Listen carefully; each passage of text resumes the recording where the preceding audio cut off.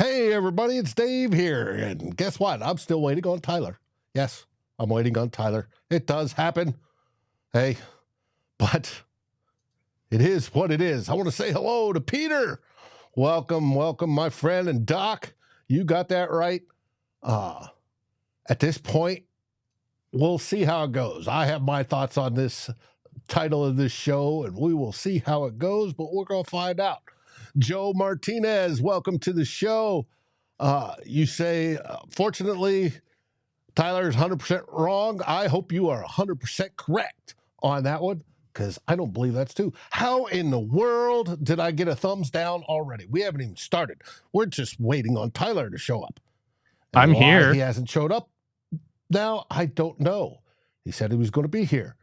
I wondered if he got stuck in traffic somewhere or if something messed with his computer. But I would like, for those that put a thumbs down, tell me why. Why? Why did you put a thumbs down? What is going on here? Well, guess what? Tyler just showed up, and now I got 2 thumbs down. Tell me why. Why did we get 2 thumbs down? I'm going to turn it over to Tyler real quick. Let him explain as we go into this show right now. I don't know what Dave's saying. I've been in the green room for the last. That's fantastic. Oh, you got to be kidding. No. And we see why Tyler was late.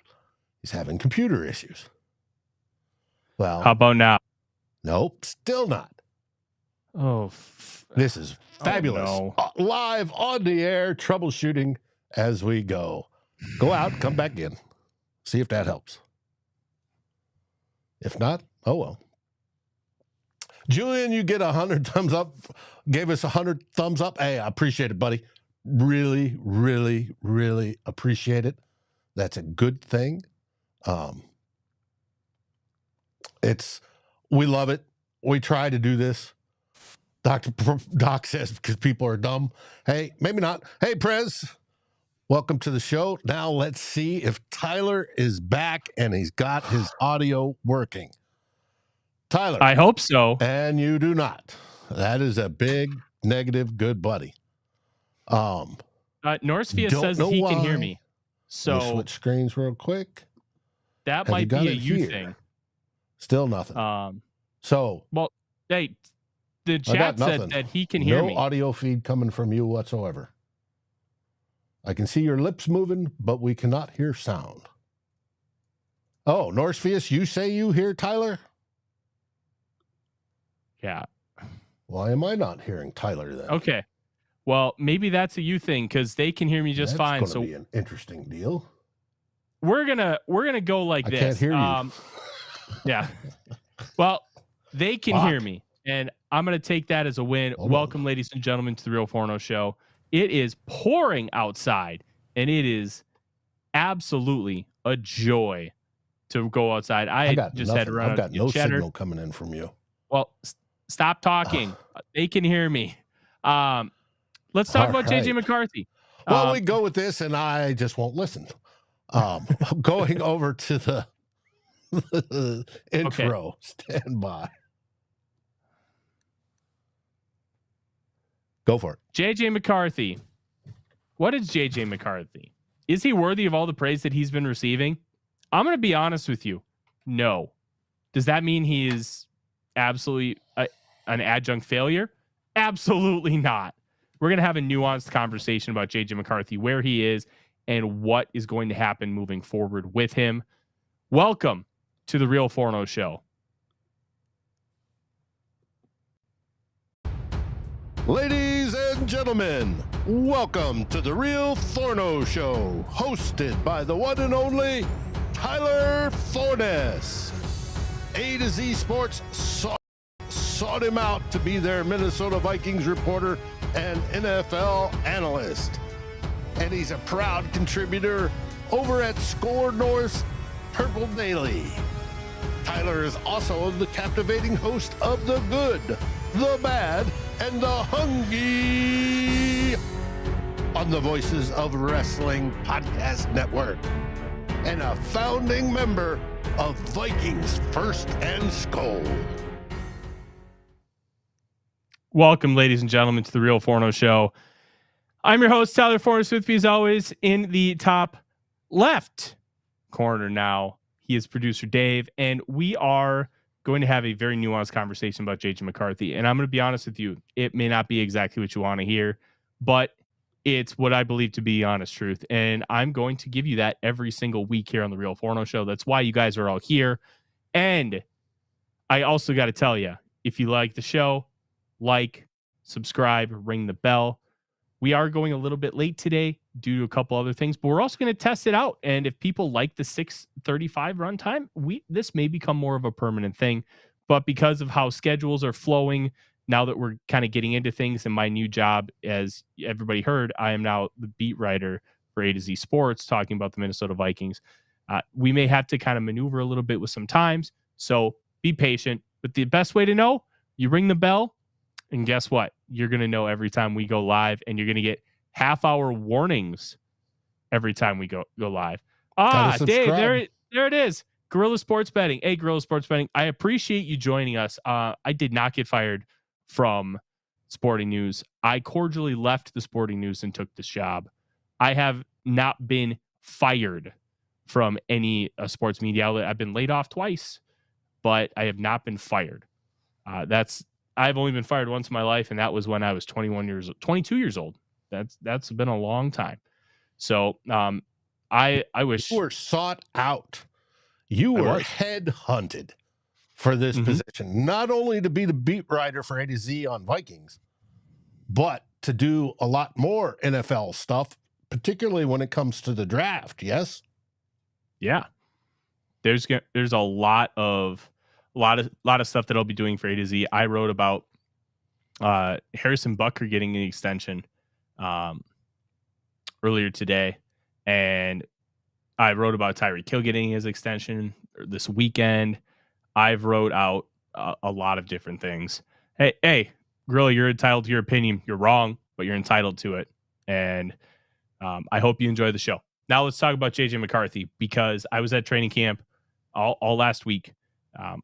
Tuesday, Wednesday, Friday, and Saturday. And I think people are getting a little bit of a distorted view on where JJ McCarthy currently is. And I think it's time to really set the record straight. Let's start with the positives. There is a lot of good with JJ McCarthy. There is a lot of positives, but it's not just about the positives. It's not just about the wow throws. It's not about how, hey, he can hit a deep ball. He can hit a guy in stride. It's about being consistent. It's about being on time. It's about utilizing your mechanics properly. Well, one of the big things with JJ McCarthy is he's doing a lot of transition stuff with his mechanics. He is learning. And I'll never forget this. One of the things that has always stuck with me, everybody knows I'm a big Florida Gator fan. You can see the swamp right above my head. And I've always been a big Tim Tebow fan. And I remember they did like a 3-minute segment on ESPN talking about Tim Tebow trying to shorten his throwing motion and the difficulties behind it. And this has always resonated with me. Takes 10,000 reps to create muscle memory for that kind of change when you've already been doing something for such a long time. And McCarthy has been playing quarterback a long time, so he's going to need those 10,000 reps. And you can just tell he's making progress, but he's not all the way there. And that is causing some of these inconsistencies. It's causing him to miss throws. It's causing him to be late and all these other things. That lack of consistency is a major factor, Dave, as to why JJ McCarthy is not ready to be the starting quarterback yet, and why we need to calm down. Because look, the wow stuff is fantastic. It's a pathway. It's a sample. Essentially it's a trailer to JJ McCarthy's career of what you're going to see. But we're not ready yet. He's not ready yet. And I think that's a really important factor here, that, hey, be excited all you want. You deserve to be excited. You're Vikings fans. You've been tortured. You haven't had a quarterback that has been universally liked and loved by not just the team and the fans, but also the media. Kirk Cousins never had that. Teddy Bridgewater never had that.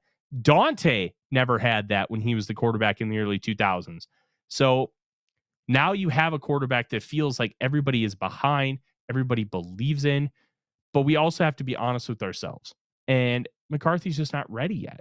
And and a lot of it just has to do with consistency. He's showing the ability to do all the things you want, but you have to be able to do them consistently. You have to be able to string them together. And that is how you create drives. That is how you create points. One of the other things, Dave, that I noticed during practice is some of these wow throws are coming after 5 or 6 seconds when he's hanging in the pocket and he was either sacked, and we use the air quotes because when you get sacked in practice, you don't get taken to the ground. They basically just kind of, hey, touch you, I got you, and then they let you finish the play because you're a quarterback and hey, we can still try and get something out of this. And the other aspect is he's just too slow in working through his progressions right now. And you know what? That's okay. Every quarterback coming out is slow working through their progressions. You need time. The average cornerback in the NFL was the best cornerback on their college team. Not every college team has a really, really good cornerback.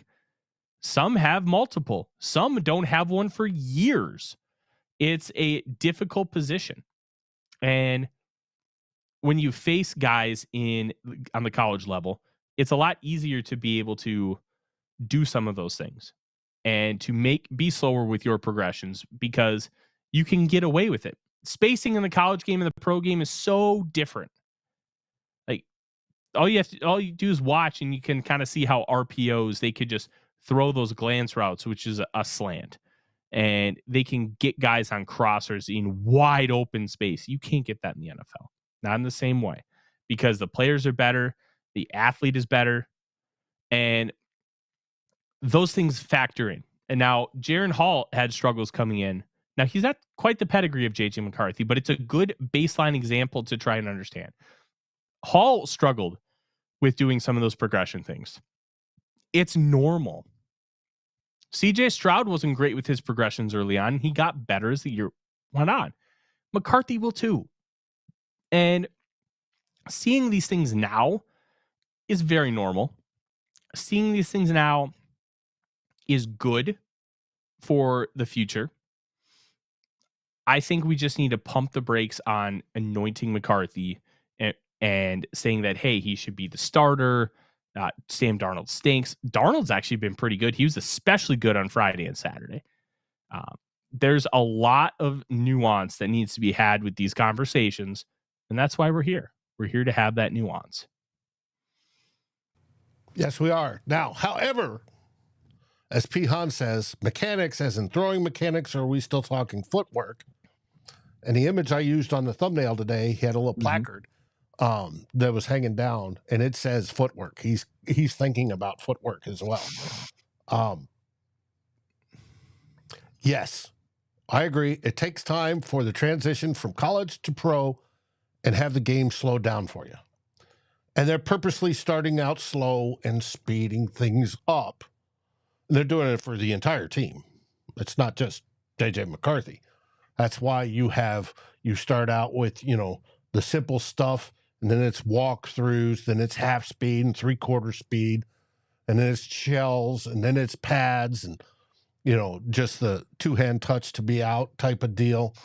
That is a normal process. Now, that getting used to game speed at the NFL level is a different thing for every college player that's come to the NFL. Some adjust to it, some do not, and they flame out. JJ is adjusting. We're seeing it live. He is adjusting. He is working on his technique issues, as Luke Braun has said, rather than, rotating his hips like a baseball pitcher and having them come around 180 degrees, they're only at 70 in his max so far, which is good. Now, the big thing I see all these wonderful things happening on the field. He scrambles, still looks downfield, doesn't seem phased, throws, darts, touchdown passes. All that stuff is absolutely wonderful. They're good things. They are previewing things to come. They're fantastic. Now, we aren't seeing, being just watching Twitter and all the other stuff that goes on, we aren't seeing the bad stuff. We aren't seeing the misses. We hear, some of them, but we aren't hearing them. Like, I'm hearing more misses from Caleb Williams in Chicago and Drake May in New England than I have from JJ McCarthy. But the big thing is he's improving. And in this short period of time, he's improved greatly. And we still have over 4 weeks, over a month before the first game that counts. And we have yet to see him play real football. That'll happen this Saturday. I would say, is he not ready right now? No. Sam Darnold, I don't think, is ready right now either. Sam Darnold's just now trying to develop chemistry with Justin Jefferson. That we still have, like I said, a month to go. Let's see what happens in those preseason games, and let's see how everything flows from there. And then we can make a better judgment. Right now, I agree with you, he's not ready. But nobody is. You're not going to go out there right now and play a football game on this amount of abbreviated training camp. No team is. It takes a while, but we're going to see Saturday the hints. We've already seen hints of what could be, and we're going to see more of them come Saturday. And then let's start making evaluations. Once we see preseason games, how is he dealing with, game speed? How is he dealing with people trying to hurt him, which is, the purpose of all defensive ends and defenders that are rushing a quarterback. Let's see how that goes. Yeah. One of the big things with kind of the footwork is it's not always about your feet. It's about how you torque your hips. There's so many little nuanced things that they're trying to work through. And I think they're going to get there. The one interesting thing, Dave, you mentioned him being like the baseball pitcher aspect. He never played baseball, which I think is just an interesting idea because that's kind of how you mentioned it with the hips, but he's never really done that. So that I think is just something to kind of keep in mind with how they're trying to adjust those mechanics. Because if it was a baseball pitcher, I think it might be a little harder, where he was a hockey player. And hockey players don't really use their hips in the same way as... No, they use their hips, but it's... Well, no. They don't swing the leg over like they would in baseball. They don't use them in the same way as they do in that when you try to throw a ball. That's what I'm trying to say. It's not... they use their hips when they take shots and stuff, but it's a different style of movement and a different way that they use the golf. Yeah. So it's going to be interesting to kind of see the big thing with McCarthy and how he dives in and how he kind of continues to grow and progress with some of those mechanical things. Delton makes a really good point.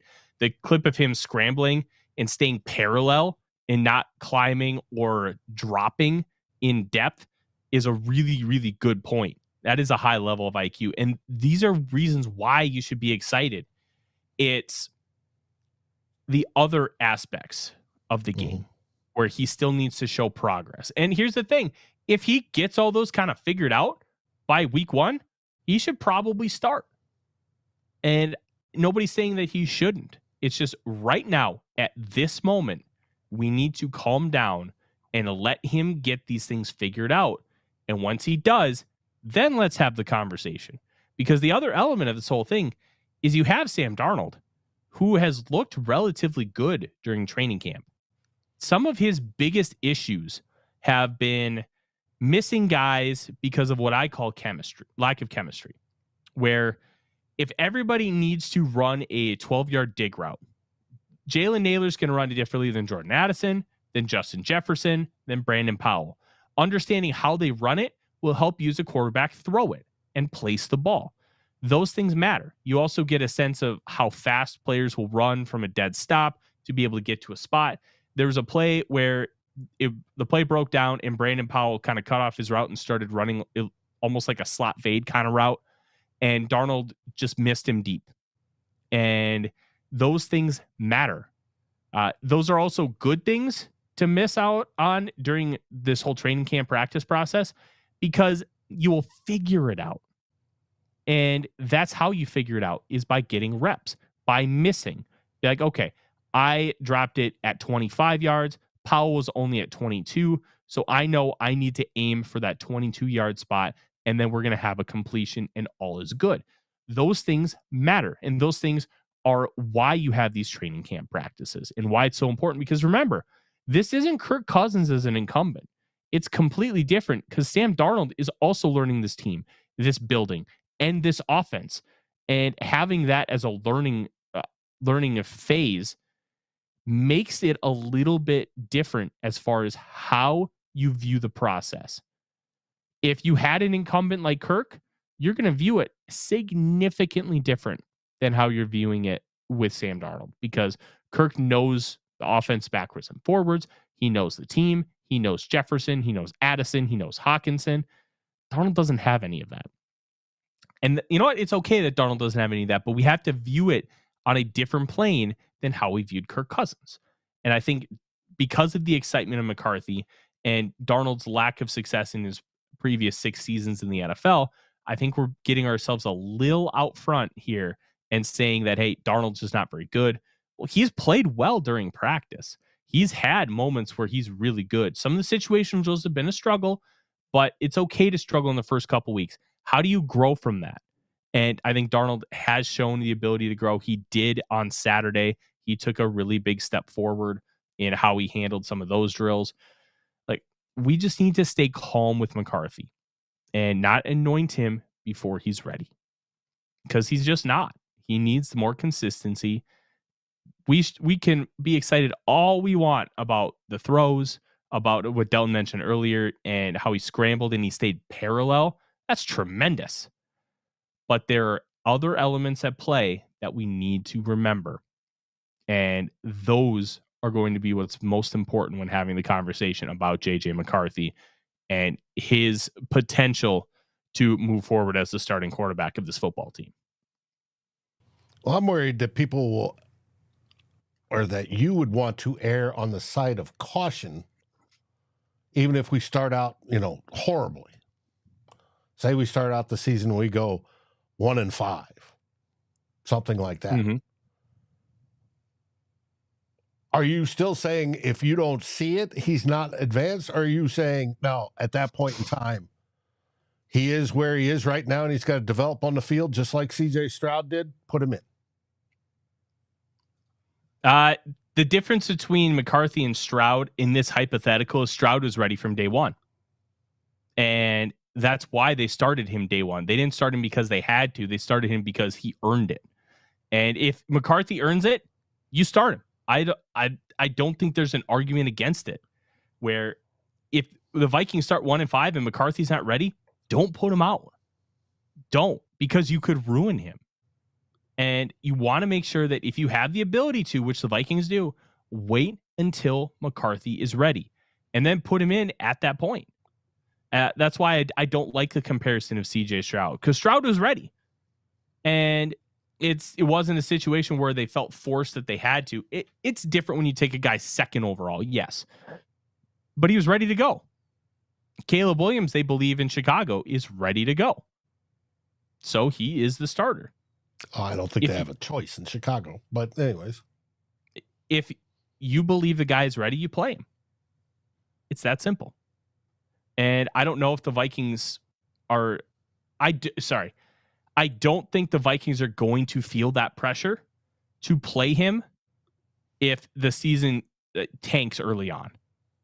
Now, all they have to do is say, look, we believe in Darnold. McCarthy's just not quite ready yet, and we're not going to put him in a bad situation. Because 1-5 is not a good situation. Being mentally strong and able to handle failure is just as important as being talented. Well, he Most demonstrated the quarterbacks, bad Friday and came back on Saturday and just that's absolutely different. rocked it. One bad practice is fine. Everybody's had bad practices before. Practices theoretically don't matter. Let's look at Peyton Manning's rookie year. Set an NFL record with 29 interceptions. An NFL record. Goes 3-13, plays the whole year. Not every quarterback can handle that. Not every quarterback has the mental fortitude to handle those things. I am not one to judge his mental fortitude because I don't know him. I don't have conversations with him. But there are people in the building who will have the ability to judge, hey, do we believe that this person can mentally handle that kind of pressure, that kind of stress, and that kind of failure? If the answer is no, you don't play him. It's that simple. It doesn't matter how bad the season is because you know what? There are multiple ways to look at it from a personal aspect and a football player aspect. From a football player aspect, you could be ruining an asset and just letting him go out there and fail, and then he never recovers from it. On a personal asset, you don't want to put him in a position where he could fail so easily. And those are things that you have to think about when you're Kevin O'Connell and Kwesi Adofo-Mensah. It's not as simple as, hey, we stink, throw him in there and get him some experience. If he's not ready, you could crater any potential he may have. Yeah, but don't you think they evaluated that in a pre-draft process? Yes, but it's also different the second you get him in the building and you see him every single day and you see some of that growth. You can't get everything from those meetings. You can get a lot. But one of the things that I remember hearing from a scout, or it was an assistant coach or a player, it was somebody in the NFL. They said that you can tell some guys if they're going to be really good or if they're garbage within 5 minutes of their first practice. You can just tell. And a guy like Jordan Addison, if he stays out of trouble, he's going to be really, really good. You could just tell immediately. But it's just different once you get onto an NFL field. There's always a variable that you just don't know. And that comes with every prospect. It comes with every coach that you hire that's never been a head coach, every front office executive that's never been a general manager, all of those things. And if the organization determines that he is ready and he can do that, I trust them. But it's not going to be as simple as, hey, the Vikings are 1-5, just throw the guy in. They're not going to do that because they are going to take things in a much more careful fashion. But Kevin O'Connell said this last week. He's going to play the players that give him the best chance of winning. If McCarthy's not ready, he's not going to give you the best chance to win. So I think those statements go hand in hand. Now, we could talk until we're blue in the face and kind of argue back and forth. I'm saying, if Darnold becomes Darnold and sees ghosts and all that sort of stuff, he's going to be tempted to start JJ. Sure. But based on other conversations that O'Connell's had with the media, I don't think they're going to feel that kind of pressure. Whereas a lot of other organizations will feel that kind of pressure. And O'Connell's experience with Dwayne Haskins, and Haskins unfortunately passed away a couple years ago, but they wanted to take things slow because they knew, hey, there's a guy that has a lot of talent. He threw 50 touchdowns in his single years of start at Ohio State. But we have to be careful with him, and we have to develop him slowly. And they did that. They wanted to do that. And then the story goes, Daniel Snyder basically came down and said, put Haskins in. Well, everything goes out the window then. I think that experience is going to really make a difference in how O'Connell wants to handle J.J. McCarthy because he's seen the bad. He's seen guys get thrown into the fire way too early. You just got to play it careful because if you ruin things for McCarthy now, you could ruin things for 10 years down the line. Just make sure you're right. Whatever decision it is, just make sure you're right. And I have the trust that the Vikings organization is going to do that with him. But to kind of wrap it all up, because we got a couple other things we're going to talk about. Just be patient with McCarthy and don't just focus on, hey, we saw a couple really cool throws from him at practice and he did this really, really well. Be excited about that, but just remember that there's other elements at play that are going to prevent him from potentially getting into the game and being the starter right away for this football team. That's all. Just understand that there's more at play than just the wow highlights. Oh, you got to be able to drive the ball, score points. It's simple. Absolutely. Score more points than the other team. Win the game. Let's hey, I want to throw this out to the people in the chat. If you have questions about things I saw at training camp, go ahead and ask them. Let's try and stay away from the McCarthy questions because we just spent about a half hour talking about him. But there's a lot of cool stuff at training camp. I will say one of the things that stood out to me in an article I released just before we got on air, Dave, talking about 3 offensive players who have really surprised at camp. One of them is just Shawn Jones, the UDFA from Maryland. The Vikings did give him $225,000 guaranteed to sign here, which was a lot of money. It's the same amount that they gave Gabriel Murphy. However, it felt a little weird because it's like,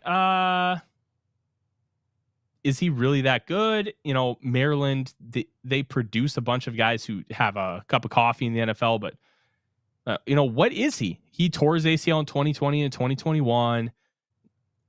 What do we know? Is he going to be any good? Well, when we talked to Max Chadwick from PFF a couple months ago, the game athletic score that they put together, that it's not public facing data. He was, I think it was a 92nd percentile athlete. Yeah, it's pretty good, which means for all the players at his positions, his on-field athleticism was awesome. And some of those GPS tracking data things are important to Kwesi Adofo-Mensah. That's kind of the transition that we've seen in how he's approached his first draft versus the next 2. And I don't think Jones makes the team unless he becomes that 6th wide receiver and just completely outshines Tristan Jackson, Lucky Jackson. Right now, I'd say he's behind both of those guys. But it's a non-zero chance that he makes the roster because he has looked really, really good. Catching the ball, creating separation, just moving really well. Just special teams. If you're not low on the depth chart, make it on special teams. Work your way up. Yeah. All right. We got some questions rolling in. Let's kind of hit some of these. I'm going to start with Delton's. How does Tillery going to make our defense better? It's the idea of Tillery that could make our defense better. We'll see if it comes to fruition because, let's be honest, Jerry Tillery has not been very good everywhere he's been. He's kind of struggled. He struggled with the Chargers. They cut him. He struggled with the Raiders, and then they cut him, which he got cut by the same general manager on 2 different teams, Tom Telesco. But Tillery's an athlete. He's a little twitchy. He just isn't consistent. And we'll see how he can develop, if he can be that kind of consistent player that Brian Flores is going to need him to be. But he's on a rotational defensive lineman kind of deal. It's only $3.5 million. I think he could work out. Will he? No idea. But I'm not expecting anything more than just a serviceable rotational player. Think of what Jonathan Bullard brings. I expect him to be like Jonathan Bullard. Just solid, not sexy, and you're more than happy to replace him if you find somebody. How's Levi Drake Rodriguez doing? Oh, dude, that motor's nuts. He runs hot. He runs very, very, very hot. He's getting a few reps with the ones, and he's not looking out of place. I don't know if he's going to be a rotational guy, but I think he could be. I want to see him against other teams. I want to see that in full pads, full speed, preseason games. I want to see that in the joint practices against the Cleveland Browns next week. I think there's something there. And Judd Zulgad had a great line, and he's not comparing the talent. He's not comparing the player, but he's comparing the motor. He says it's a 1-to-1 comparison to John Randall. That is an impressive thing to have that kind of comparison. So will he be able to kind of take things to another level? We'll find out. I don't know. but I do like the idea of Levi Drake Rodriguez. I think he's been good in the limited amount of times I've seen him. And yeah, we'll see how he can continue to grow and develop, because he's a 7th round pick. If he doesn't continue to grow and develop at a super fast rate, I think that's okay, because he's a 7th round pick. But where he's at now, I'm very pleased. Hey, he's getting first team reps. And as a 7th rounder, that's amazing. That shows he's got something. Mm-hmm. Some of it's lack of depth. Like, he's not getting these kind of reps if the defensive line was really strong, but that's also not his fault. He is still earning those reps, even though the defensive line isn't very strong. They're kind of seeing who are the best guys of everybody, and he's one of those included in that conversation. I think Rodriguez makes the roster. They really like him. And he was Prospect X by ESPN's Kaylin Kaler, who was with The Athletic when she wrote the piece. And she was really excited when she saw my tweet that said Levi Drake Rodriguez was getting first team reps. And I don't blame her. All right. I'm hearing that the Athletic and is it the Athletic and ESPN are merging? ESPN's merging with NFL Network and ESPN are in the process of. There's been discussions about that potentially happening. ESPN interested in acquiring NFL Network, which I'm going to be honest, that would really, really suck, because that would essentially make ESPN state-run media a little bit, and it's going to be a lot harder for you to get the real stories. All right. P. Hans. Is Theo Jackson really started training camp like some are saying? Yes. Theo Jackson has arguably been the best player in training camp. And I asked Phil Mackey and Judd Zulgad if he qualifies for Mr. Mankato, because he's been really, really good. Unfortunately, he doesn't. He has slightly over that 100 snap threshold that they have with their parameters of who can be Mr. Mankato. Theo Jackson's a starting player in the National Football League, and the Vikings don't have a starting spot for him. I opined on Purple Daily on Draft earlier today. Could they potentially just play 4 safeties? Because you have Metellus, who's got experience in the nickel. Theo Jackson's got experience in nickel. Cam Bynum has experience outside, and especially when you're doing some of those blitz heavy looks. Would you go ballsy enough and play 4 safeties at a time in like a ginormous nickel package or a big dime? That's not out of the question. This is a really talented safety room. I believe it was Matt Freese. I saw posted some clips last season when they ran 5 safeties on a few plays. Yeah. And if they can run 5, they can run 4. Yeah, that's some of those dime looks when they had like 3 defensive linemen, 5 safeties, and 3 corners. Like, they could absolutely do that. Like, Theo Jackson's really, really good. Jay Ward has been playing corner, and he doesn't look out of place. Now, he played a lot of corner at LSU. He played a lot of outside corner even, spending 105 snaps in his final 3 games of his college career. He spent 108 total snaps in his senior year, but 105 to finish the year. And he showed some impressive things that, hey, you know what? Maybe this guy can translate as an outside corner. I think that's something to keep an eye on. He's been a constant on second team on that cornerback spot for the last week. So it's very, very possible that Ward could just stay at corner. Shooter McGavin, 1-4, 2-3, going to buy. Does JJ get the job? JJ gets the job when JJ's ready. When is that going to be? Couldn't tell you. It could be in a week. It could be in a month. It could be in a year. We'll find out.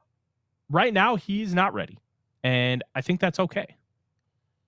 Now, if he's not ready at this point next year, maybe we need to have a little bit of a conversation. Hey, this is a little worrisome. What's going on? But right now, we're completely fine.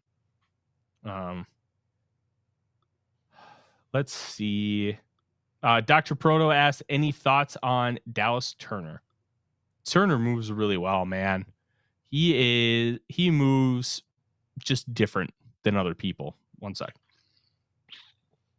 And he's being mentored by Kristen Darrisaw. That can't hurt either. Oh, not at all. He's been doing really, really good. And I'm excited to see how Turner continues to develop. Now, remember, I wasn't that high on the pick at the time. I was frustrated. I still think Chop Robinson was the pick. He should have been the guy that they took. But I get why they took Turner. And after watching more film, I think I've come more around and I'm more positive on the pick because there were some things in my initial film watching that I just didn't see that he did at Alabama that will translate to how Brian Flores wants to use him. And that's dropping into coverage and being a versatile weapon. And he did a lot more of that in the 2 games I watched than the 3 games I initially did. Because the rule of thumb is you watch at least 3 games. If you have time to watch more, you need more information, you watch a 4th or a 5th. But usually in 3 games, you should be able to figure out how good a player is and what they are. Every once in a while, you run into a situation like I did with Turner, where you miss something because of how they played specifically against a certain team. And that's what I got. And I think Turner has the ability to do a lot of different things, a lot of unique things. And I think those things will matter for the Minnesota Vikings moving forward. Brian asks, how's Brandel looking? Brandel right now is the unquestioned starting left guard. To my knowledge, Dalton Risner has not taken a single first-team snap. Dalton Risner is a backup. They believe in Blake Brandel at guard. They believe he's going to be the guy. And because they believe it, Brando's going to be given every opportunity. And you know what? He's looked solid. His big issue at tackle was he couldn't handle speed rushers. You don't have to deal with that on the inside. He's got enough size and length to deal with quickness, but pure speed rushers from like a wide 9, yeah, can't do that. All right, Dave, it's time for Gary's Pizza Corner. Tonight's pizza, a pita bread toasted crust, homemade hummus sauce, fresh walleye ceviche topped with diced mango and dollops of homemade guac. Oh, it's a cold pizza. Interesting. Interesting, Gary. Very interesting. I will say, went up to the family cabin with the wife the other weekend, and we got Casey's Pizza for dinner one night. Let me tell you, that Casey's Pizza hit the spot, and Caitlin even was like, I just had sausage, pepperoni, and mushroom. It was dope. It was really, really good. And it was just a gas station pizza. Like Casey's is better than gas station pizza. Dave, do you know Casey's? Yeah, we had them in Illinois, and they make very good pizza. Mm-hmm. And they took pride in their kitchen.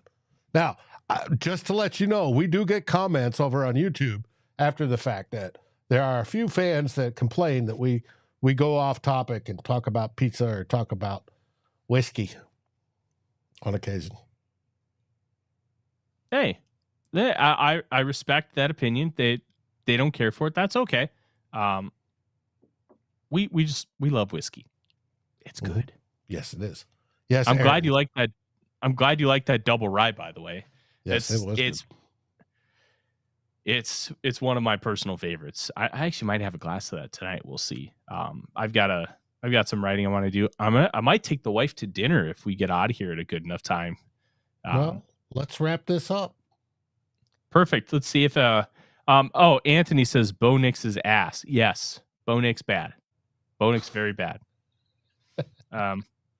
So Aaron asked Casey's General Store, the gas station. Gary, no, don't stop. Keep telling us about your pizzas. We love it. We love it. Yeah, don't stop. Just because there's a couple people that complain that we get off topic, it's our show. We love interacting with everybody, and that's us. You know, if we're talking about what am I sipping, or what are we sipping, or we have a crazy pizza, or we show Odie sleeping. You know, he's like, "Why are you waking me up? Let me sleep." That's our show. That's what we do. We love it. So yep. And you guys seem to, so that's good. And Pablo's talking about pepperoni, mushroom, and sausage. That's a good base, I think. I love pizza.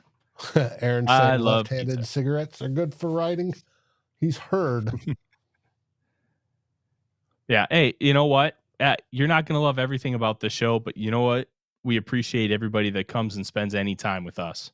And if you don't like a portion of it, it's okay to skip ahead a few seconds. We're not going to take offense.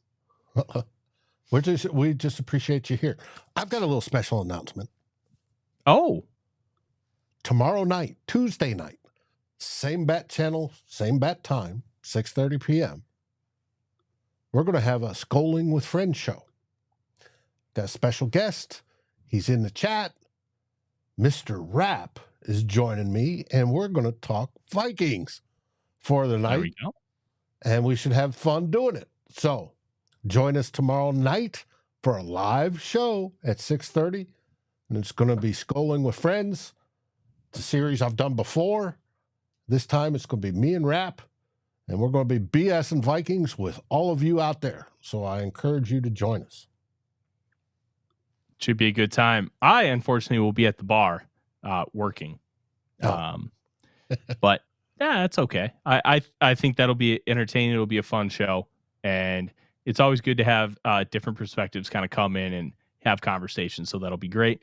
In the meantime, I want to thank everybody for joining us. Odie even woke up to say hi to everybody. And we're going to be back on Wednesday. We might not do a show Wednesday. We might do it Thursday. Depending. I need to have a conversation with the wife and figure out when she's going to be home. Thursdays are anniversary, but I'm going to training camp. So if I get home in time and I can do the show before she gets home, we may have a show on Thursday. I need to figure that out. But we'll have a second show.